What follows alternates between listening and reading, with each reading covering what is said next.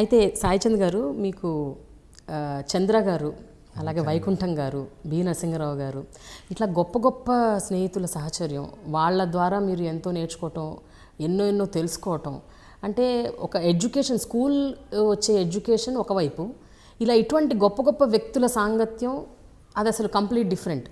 So how it helped అండి in your life? అంటే ఒక విధంగా అమ్మ అసలు అది చిన్నతనం నుంచి జరిగిందమ్మా. అంటే నాన్నగారు నాకు ఎంగేజ్లో పోయారు, కానీ నాన్నగారి దగ్గరికి అనేక మంది వచ్చేవాళ్ళు.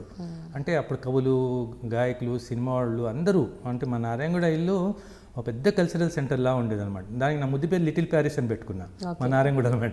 అంటే ప్యారిస్లో 19th centuryలో ఉండేటటువంటి అట్మాస్ఫియర్ అంతా మా ఇంట్లో ఉండేది అప్పుడు.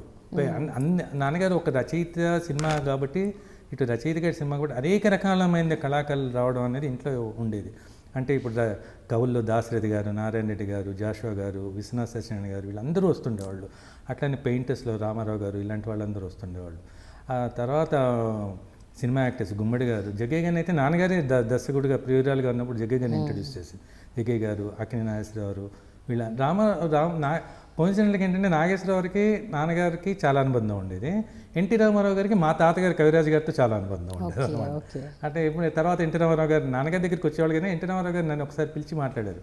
కవిరాజు గారిని మనవాడిని, గోపిచంద్ గారు అబ్బాయి నన్ను కాదు, కవిరాజు గారు రామస్వామి గారిని మనవాడిని పిలిచి మాట్లాడి చెప్పారు అనమాట. నాకు ఆయన గురువే ఇక కవిరాజు గారు. నేను ఏసీ కాలేజీలో చదువుకునే రోజుల్లో ఆయన నాటకాలు కూని, శంభుకవద, నేను జగ్గయ్య గారు వాళ్ళు వేసేవాళ్ళం. ఆ ఇన్స్పిరేషన్తోనే నేను ఆయన సినిమాలు కూడా, తర్వాత సీతారామ కళ్యాణంలో రావణ బ్రహ్మ, తర్వాత కృష్ణపాండ్యంలో దుర్యోధనుడు, అవన్నీ కూడా తాతగారి లిటరేచర్ ఇన్ఫ్లుయెన్సెస్ అనమాట. వాళ్ళని హీరోలు చేయడం అనేది మన ఇండియన్ స్క్రీన్లో ఎక్కడా లేదు కదా, ఎన్టీ రామారావు చేయడమే అది. కానీ బ్యాక్గ్రౌండ్ తాతగారే అనమాట. అట్లా మా చిన్నప్పటి నుంచి అనేక రకాలమైన ఆర్ట్ కల్చర్లో గురువు అనమాట. అనుకోకుండా మాకేంటంటే అమ్మ పక్కనే ఇంకా బాలానంద సంఘం అని ఒకటి ఉండేది నారాయణగూడలో. అది ఒక పిల్లలకి పెద్ద గొప్ప కల్చరల్ హబ్ అమ్మ అది నిజంగా. అంటే రేడియో అన్నయ్య, రేడియో యొక్క న్యాయపతి రాఘవరావు గారు వాళ్ళు, అంటే వాళ్ళు మెడ్రాస్ ఎప్పటి నుంచో, వాళ్ళకి పిల్లలు లేరు, అందుకని వాళ్ళ బాలానంద సంఘం అని పెట్టి వాళ్ళ పిల్లల్ని అనేక రకాలుగా వాళ్ళు ప్రమోట్ చేస్తారు. తురగా జానకిరాణి గారు అందరూ, తురగా జానకిరాణి గారు కాదు, వీళ్ళు న్యాయపతి రాఘవరావు గారు, వీళ్ళు చాలా ముందు తర్వాత వీళ్ళు వచ్చారు చాలా ముందు.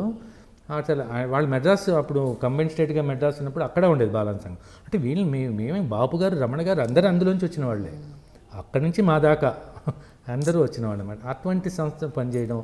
తర్వాత మాకు ఇంకోటి ఏంటంటే, నాన్నగారు పోయాక మా పెద్దనే డాక్టర్ రమేష్ అని ఉండేవాళ్ళు. ఆయనకి ఆయన డాక్టరేట్ కూడా ఆయన కల్చరల్ యాక్టివిటీస్ చాలా ఉండేవి. మా గోపిచందార్స్ అని చెప్పి చాలా నాటకాలు అవన్నీ వేసారు, తను రైటరు. అది ఈ నరసింహరావు గారు వీళ్ళందరూ కూడా అన్నయ్య వల్ల మాకు చాలా క్లోజ్ ఫ్రెండ్స్ అయ్యారు అనమాట. అన్నయ్య వల్ల నేను అప్పుడు నాస్తికేంద్రంలో అదే గోరగద్ద చదివేవాడిని.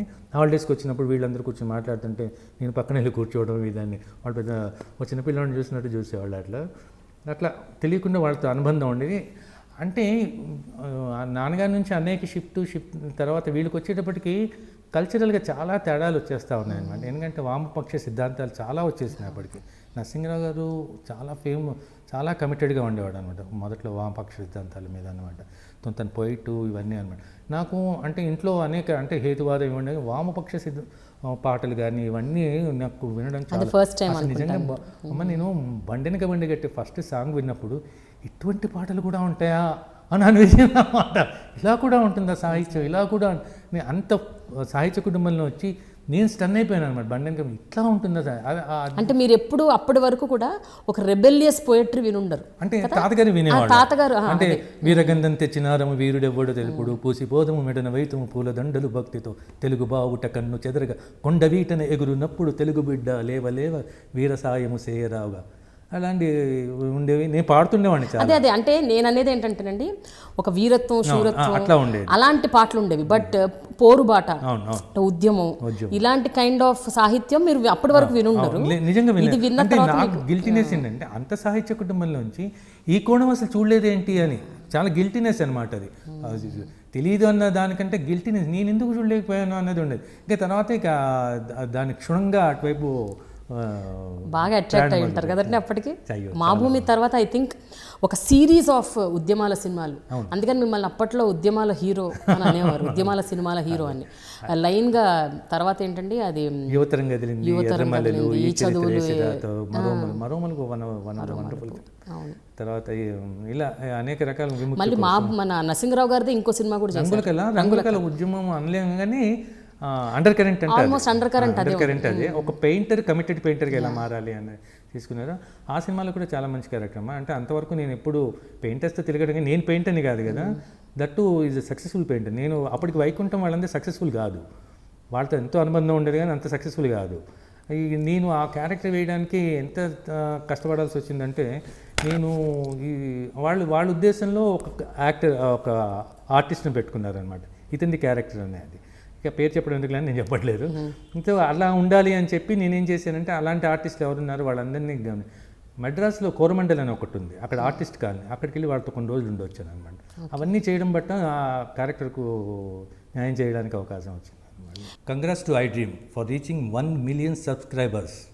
Hi, this is Sai Chen. Please subscribe to iDreams.